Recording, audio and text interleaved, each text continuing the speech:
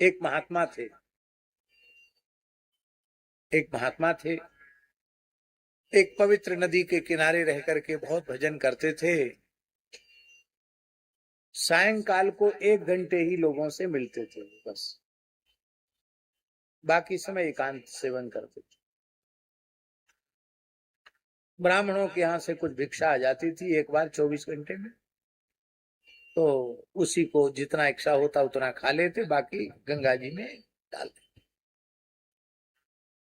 शाम को 1 घंटे भी लोग आते थे, कोई चर्चा नहीं, वो भगवत चर्चा ही होती, दूसरी चर्चा। लोग प्रश्न पूछते थे सत्संग के, और बाबा जी का मन होता तो बोलते, नहीं होता तो चुपचाप रहे। एक सवेरे सवेरे एक उसी गांव में बेस्या रहती थी, उसकी लड़की थी, उसको बकरा चराने का शौक था। वो बकरा बकरियां लेकर के वहां से निकलती, वो बाबा जी बैठते अपने कुटिया के बाहर पेड़ के नीचे बैठ के माला फेर रहे हैं। तो बाबा जी से कहती कि शाम को तो हमको फुर्सत होती नहीं, अभी आपका दर्शन होता है, आप सबका समाधान करते हो, मेरा भी एक समाधान करो। आपकी दाढ़ी अच्छी कि मेरे बकरे की दाढ़ी अच्छी? इसमें किसकी दाढ़ी अच्छी है? वो महात्मा जी की दाढ़ी जो है पूरी नहीं आई थी, इतनी आई थी, केवल इतनी दाढ़ी थी, बाकी सब यहाँ चिकना था। बकरे की भी प्राय ऐसी ही दाढ़ी आती है। तो वो मखौल करती थी कि आपकी दाढ़ी अच्छी कि हमारे बकरे, हमारे बकरे की दाढ़ी अच्छी, इन दोनों में अच्छी दाढ़ी किसकी? तो महात्मा मुस्कुरा देते, कुछ बोलते। लंबा समय बीत गया, अब महात्मा की मृत्यु का क्षण आया, तो सब लोग गांव के कीर्तन कर रहे थे, श्री राम जय राम जय जय राम, श्री राम जय राम जय जय राम। महात्मा अंतिम स्थिति में थे, राम राम कर रहे थे, लेटे थे। अकस्मात उनके नेत्र खुले, उन्होंने नेत्र खोलकर चारों ओर देखा, कौन कौन लोग खड़े हैं। बोले वो बेश्या की लड़की, उसको बुलाओ।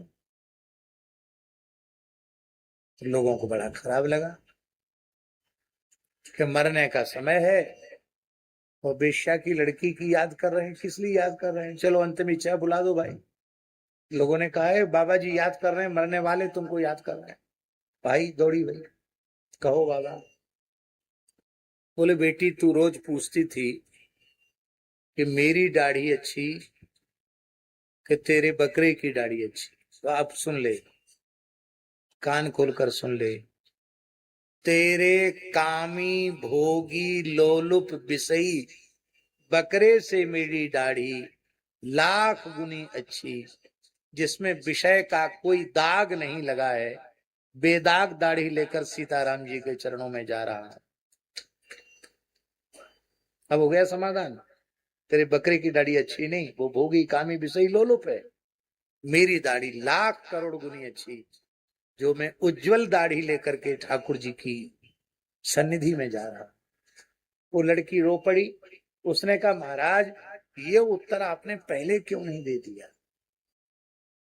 आज जब मृत्यु का क्षण आपका निकट आया तब आप क्यों दे रहे हैं? तो उन महापुरुष ने कहा बिटिया, साधक का कर्तव्य है जीवन की अंतिम श्वास तक भी अपने मन पर भरोसा न करे। पता नहीं मन किस क्षण उसको पतन के गर्त में ले जाए, पर अब जब मुझे पता चल गया है कि अब मेरा अंतिम क्षण है, और देखो इतने लोग कीर्तन कर रहे हैं, श्री सीताराम श्री सीताराम श्री सीताराम मेरी जिह्वा से उच्चरित हो रहा है, और साक्षात सीताराम जी सामने खड़े हैं, इसलिए अब मैं निर्भय हूं, निश्चिंत हूं। अब फिर सुन ले, तेरे कामी विषयी लोलुप बकरे से मेरी दाढ़ी लाख गुनी अच्छी, जो इसमें आज तक कोई विषय वासना का कलंक नहीं लगा है। अब मैं ठाकुर जी के चरणों में जा। सावधानी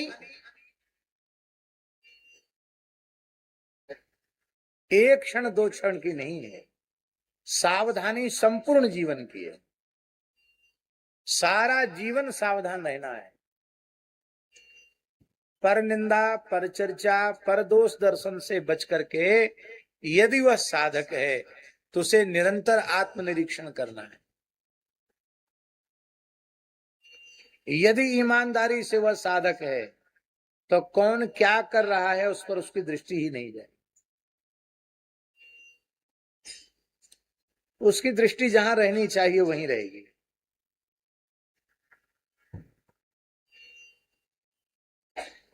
और महाराज जी, हरि गुरु संत, इनके चरणों को छोड़कर कहीं भी संसार में दृष्टि गई वहीं पतन। सावधानी हटी कि दुर्घटना घटी।